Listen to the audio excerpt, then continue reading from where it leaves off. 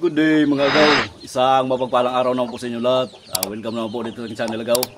Ngayon agaw ay update lang muna tayo dito sa mga manok ko agaw. Dito sa mga inaalagaan ko. Meron po ako ditong bagong hats agaw. Bale itong mga sisiw na to ay week old na po. Hindi ko lang po nakukunan ng video nung pagpupugad ko sa kanila. Bale itong mga manok na to agaw, ang nahats po sa 19 eggs na pinalimliman ko dito, itong inahin na to. Yan ay 8. So yung dalawa agaw ay natapakan niya at 6 po yung buhay. So 19 eggs po yung pinalimliman ko sa kanya agaw. Pero marami po ang hindi napisa dahil po itong manok na to agaw ay hindi po talaga maganda maglimlim.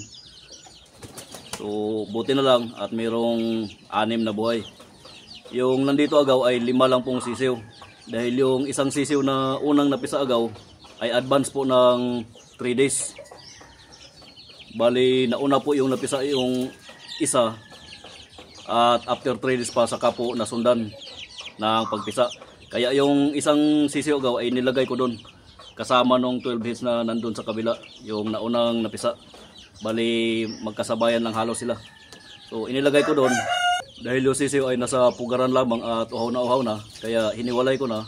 Buti na lang at meron din pong medyo kasabayan yan ng pagpapisa. Ayun, inihalo ko doon sa 12 heads, kaya naging 13 heads po yung sa kabila. Yung inaalagaan ng native na nanay, native na manok.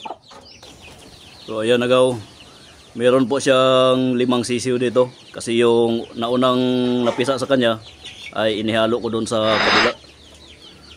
Dapat sana agaw hindi po yan yung palimlimin ko kasi hindi po yan maganda maglimlim. Palagi po yung namamatayan at marami pong bugok. Ito po sana yung maglimlim agaw. Yan, yung itim na yan na manok.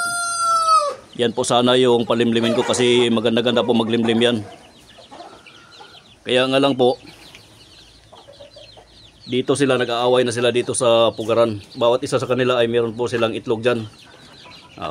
Ang nangyari po ay hindi na po bumababa itong manok na to. Yan. At saka palagi na silang nag-aaway.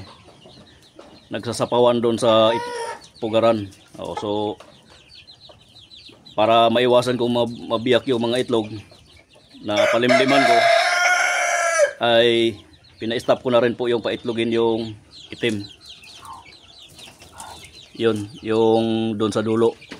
At saka iniwalay ko na siya. So itinira ko na lang dito, ito na lang manok na to. At siya na rin po yung naglimlim. So out of 19 eggs, yan, 8 lang po yung nahats. 2 po yung namatay na naapakan niya kasi baba siya ng baba.